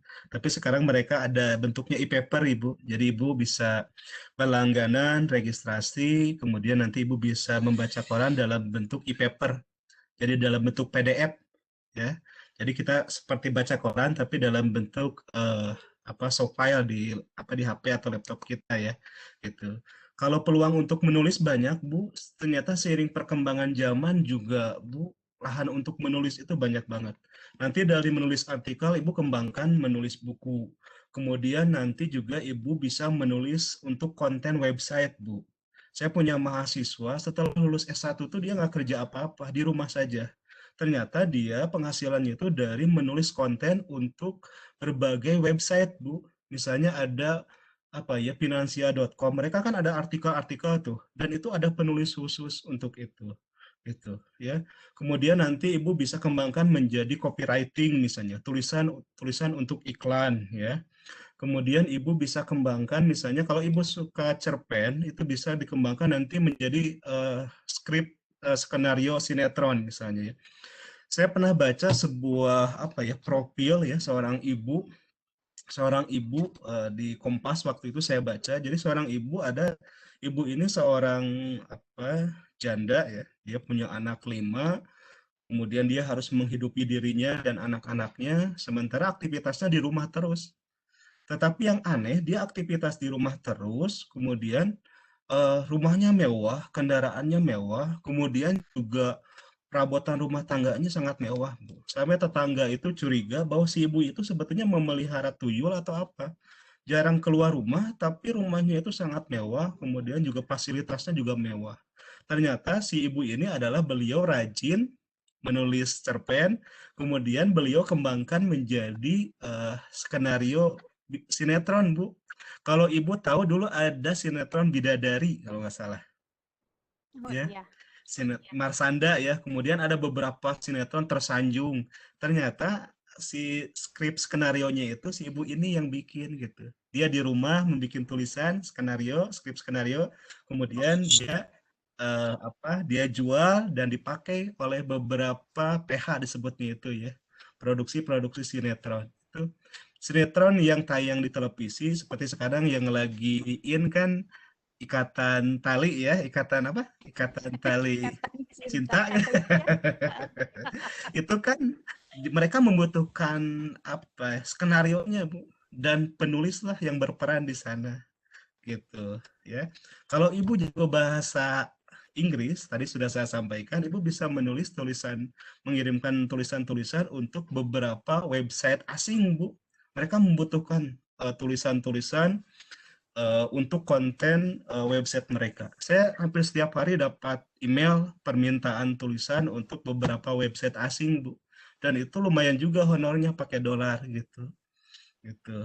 Ya, terbuka lebar, Bu, untuk penulis itu sebetulnya. Saya juga mengira seiring perkembangan teknologi internet untuk penulis redup ternyata tidak juga gitu ya. Buku tetap, sekarang kan buku juga ada dalam bentuk e-book gitu ya. Meskipun nyaman ya membaca buku dalam bentuk e-book gitu ya. Dan tadi Ibu kaitannya dengan royalti lumayan, Bu, untuk satu artikel 200.000 itu paling murah ya. Kalau Ibu menulis artikel misalnya untuk Kompas itu, yang kalau Ibu ketik paling 2 halaman itu ya, itu honornya 1 juta, Bu, untuk satu tulisan gitu. Saya jujur aja, saya dulu kuliah S1 itu dari nulis gitu ya. Jadi dari nulis itu karena memang orang tua sudah tidak membiayai gitu ya. Mau kuliah, dulu saya lulus kedinasan di Jakarta tapi orang tua tidak mengizinkan. Akhirnya saya punya buku tentang menulis dan saya waktu itu memang suka nulis. Ternyata salah satu dosennya itu di Stikom, makanya saya kuliah di Stikom itu karena memang saya punya buku yang ditulis oleh dosen Stikom waktu itu. Ketika saya tidak diizinkan untuk sekolah kedinasan ke Jakarta gitu, ya. Gitu. Dan saya membiayai kuliah itu salah satunya dari nulis artikel gitu ya. Kemudian dikembangkan dengan buku, itu baru ini Bu dari efek royalti si artikel atau bukunya. Dari nulis buku kan kita dikenal, kemudian bisa ngajar di beberapa kampus misalnya ya. Kemudian nantilah di pelatihan berikutnya dari royalti itu nanti Ibu bisa mengembangkan menjadi investasi-investasi yang lain. Misalnya yang saya lakukan karena saya juga kan 18 tahun guru honor gitu ya. Kalau nggak kreatif, apalagi ditambah kondisi seperti ini, memang kita harus betul-betul kreatif lah bagaimana hasil royalti menulis itu kita kembangkan lagi, Bu.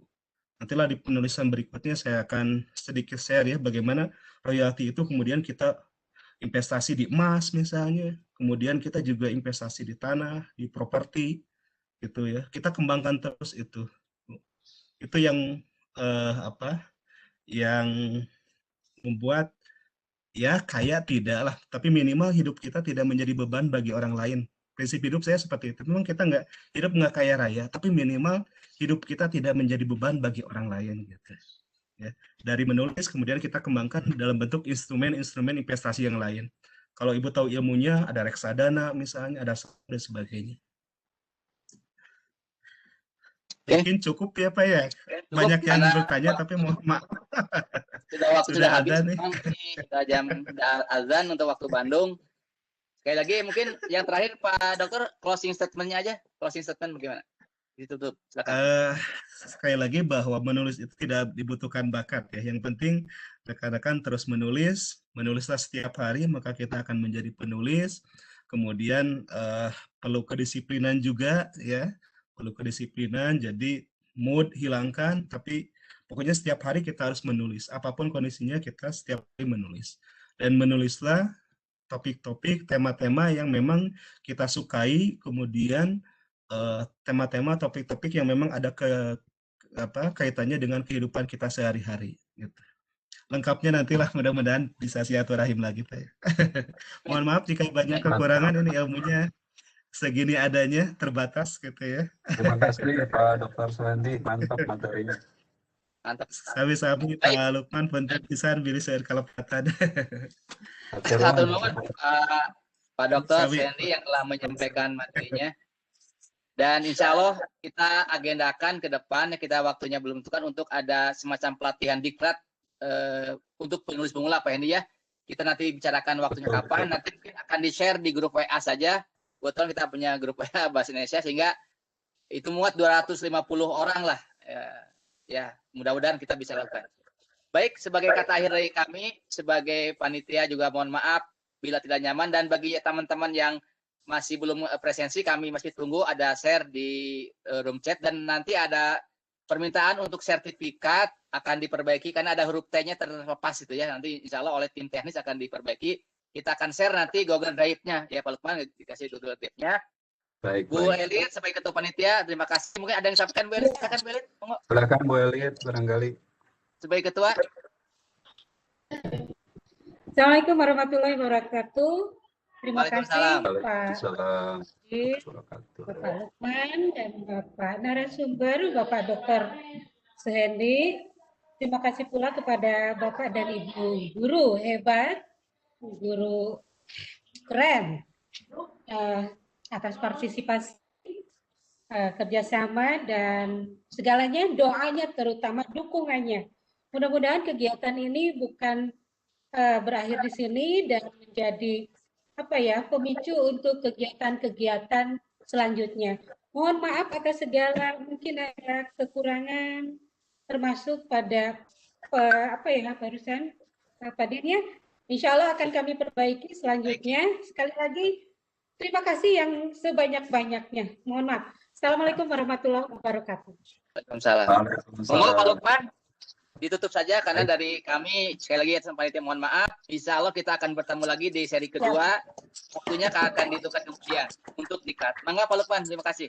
Terima kasih kepada pemateri kita yang hebat, Bapak Dr. Suhendi yang sudah menyampaikan materinya. Cukup menarik dan sangat-sangat berharga buat kami ya.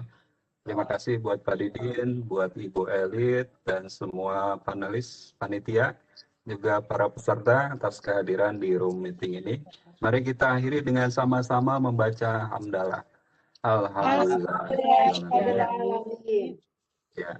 Subhanakallahumma wa bihamdika asyhadu an la ilaha illa anta astaghfiruka wa atubu ilaik. Assalamualaikum warahmatullahi wabarakatuh.